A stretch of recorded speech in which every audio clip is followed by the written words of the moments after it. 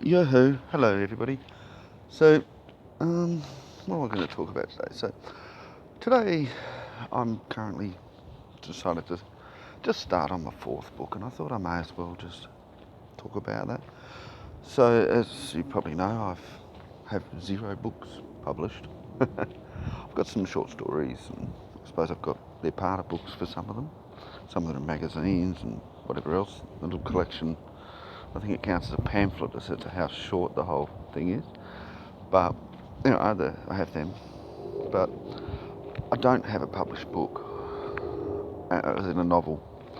And the reason is because, well, I want this one to be published properly, a big publisher, and I want it to be a good production too. I focus more on making it good than on just getting something out there. And some people tell me, well, your first book's always going to be shit. Well, I'm like, well, if you think the first book's always going to be shit, well, why bother? You know, if that's your aim, if your aim is to produce something that's shit, well, good on publishers for taking on people that are deliberately producing shit work for their first one. So I just completely disagree with that. I mean, the fact is that many of the very best books ever written and most popular books ever written have been first books from first-time authors. Now, there's a few that have been their 50th and after their first 49 have been shit. And, like J.R.R. Tolkien, I mean, his first few were absolute shit. But J.K. Rowling, her first one was amazing. And, it doesn't have to be your first book. That's great. You can stumble and then get a good one. Or you can spend a lot of time on your first one and make it really good. And that's I don't want my first one to be shit. I want my first one to be wonderful. And that's my aim. So, what I'm doing at the moment, last year, when I tried to get this one published and before I found out about the fantasy ban, and I've since improved it, but anyway, I wrote a draft while I was waiting for the second book. And I didn't know I wanted to have a second book, but I decided I would. And I called that one Eyes of the Crescent Moon. So the first one's Children of the Crescent Moon. So, it's Eyes. And I thought at the time I'd have 12 books because there's 12 artefacts and 12 phases of the moon. Or 12 moons in the year at least. Not phases of the moon, but anyway, 12 moons in the year. Because there's kind of 13, but we'll just say there's 12. It's sort of a nice number. Anyway, so I thought, well, I'll have 12. That makes sense. I know you want to have trilogies, but I just thought 12. I was going to have 12 artefacts and 12 of them, and all set at the same time, at the birth of humanity. And then I kind of thought, well, that becomes a little bit tedious. So after a while, I decided I'd have them set at different time periods. So I decided to have 3 set at the birth of humanity, 3 at some other point, and then another point, and another point. And then I thought, well, I'll have 3 set current time, and then 3 set a little bit in the future, and then 3 set way in the future. Then I've changed my mind on that again, and I decided that between the birth of humanity and present time, I'd go for a really great incident that has only barely been touched on, which is what we call the Great Flood or the Younger Dryas. And it goes through a number of other names in different societies. And we really haven't talked a lot about that, so I thought, well, that's a good point to have a second trilogy. And the third trilogy can be set in present day. Maybe slightly in the future, but sort of vaguely present day. So I might set in 2050, for example. That'll be around about present day, roughly, something you can relate to. And then the fourth one can be set at the end of time. I thought, well, that's a nice theory. I don't know if I'll stick with it. So anyway, second one, I wrote a full draft. So basically I went from the start to the end, worked out my plot. And I sort of always think, I never know if a story's going to be good until I've finished it.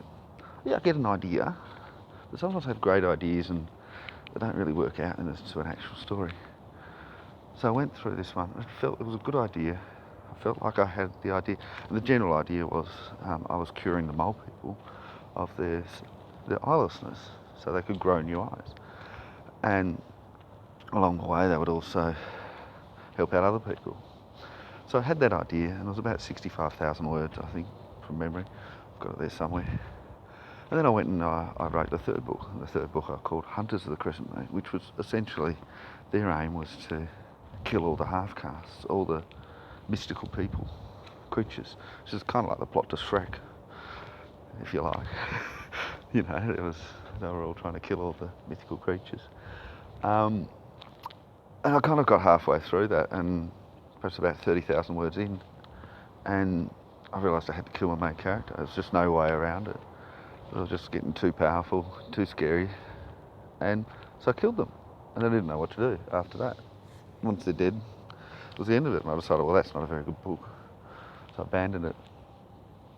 And then recently, when I redid my first book, and then I edited it professionally, doing it myself with some help from a few other people, and then I submitted it. And so after that I thought, well, what am I going to do? So I redid the second one, redid Ice. I got it up to 169,000 words. My first book, I'd gotten up to 221,000 in the final version. And so 169 is too short, because you need it to be at least as long as the first, or at least vaguely as long. So I thought, well, you know, it's a decent plot, but I'll do another version of that later. So then I thought, well, what I'm going to do is I'm going to try to do Hunters properly. And I started off with the same basic plot. I didn't really add that much to it, but I'd sort of already worked out what to do after I'd killed the person, the main character. And so with that in mind, I was going to kill them, and then we were going to have the proxy war using champions. And of course the champions were going to be essentially vampires and werewolves. But be pre-vampires and pre-werewolves, and they'd be a little bit different, not much different, because I don't want them to be completely unique creatures. Because my point is that I'm trying to say this is the truth that mythology is based on. So I don't want it to be completely different. I want it to be similar, but to have a more manageable, a more believable background, and that which is the part of the plot of the whole thing. So, you know, I had them as champions and fighting for the gods and the fae, respectively. So I finished that one, and it ended up being 92,000 words, which I thought was a reasonable length. Now, if I go out and I've got a first book 221, second book 169, and third book 92, people are going to say, well, you're just being lazy. They should all be 200. And I'm sort of thinking, well, that's just the first draft. And a first draft being 92,000 is decent. It's a good size for a first draft. You know, if you get to 100,000 words, I think that's sort of ideal. But if I had a first draft that was 30,000, as long as I've got the whole story out there, I'm happy. So I was quite happy that I managed to get it that long. And it made a lot of sense. And I felt the parts were quite powerful. It was certainly better than my previous attempt, which finished halfway. So I was going to go back and do the eyes a third time, and so I thought the third time would be the final time. But then I sort of thought, well, I should probably wait until the first one gets the go-ahead to be published, because what's the point if they turn around and reject it, which they might. And this is probably my first really serious submission to someone who hasn't banned fantasy and who might actually say yes. So if they say yes, good, then I probably should work on that. But if they say no, well, perhaps I should even revisit the first one, or at least revisit the submission. You know, I don't know if I really want to revisit it again. I mean, there's a few small changes I could make, but I mean, I could cut out some of the more controversial parts, but I don't really want to. So that's all a bit of background. So, oh God, my neighbours. So anyway, the fourth book is, I'm making it about Atlantis, essentially. So as I said, like, it's about the Great Deluge, the Great Flood. And so I'd already created Atlantis as a hiding place for the Fae and for their people. And I didn't call it Atlantis, but I gave it that name. I decided I'll actually use that name. So in the fourth book, that's what I've done. So I'm just starting it, and it sort of didn't feel good to start with, but it's starting to feel better now. So I'm going to continue with the pre-vampires. I'm going to have vampire as someone's name, just as I had elf as someone's name and dwarf as someone's name. Not as actual types of creatures, but just as someone's name that they end up naming it after. And vampire being an awakened, or at least, yeah, not an original champion, but one that was awakened from the original champion.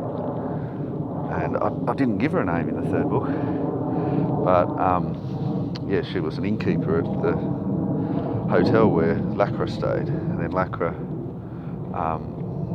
killed and then awakened a man, who then killed and awakened the innkeeper. So all the others were killed.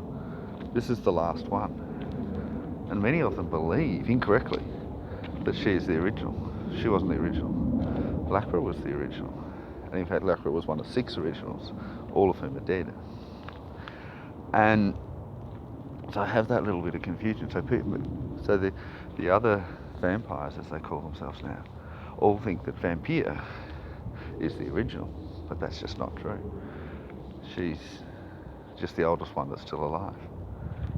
And so she's going around killing the Fae, or at least manipulating humans into killing them, and she's trying to bring the gods back to Earth. So I was going to call it Return of the Gods, and I've decided to call it The Sea of the Gods. S-E-E, not S-E-A. Because saying S-E-E, I'm saying sight. But I've sort of deliberately put it there a bit of a double meaning, because the sea being Atlantis. So their aim, of course, is to bring the gods back. And so I was going to have, and I think I'll still do this, I was going to eventually get a hold of the gods. But I think that I won't have that happen in this book. I want to have a conclusion. I'm not sure what I want to have it as, but I think the second book I'll have the meteor strike the Earth, and in the third book we will have the Great Flood. So perhaps at the end of this book I'll have Vampire finally contact the gods and say they're coming, and that can be like an ending. I don't know, something like that. You know, that's sort of what I was thinking of. Anyway, so that's it for me. So bye-bye.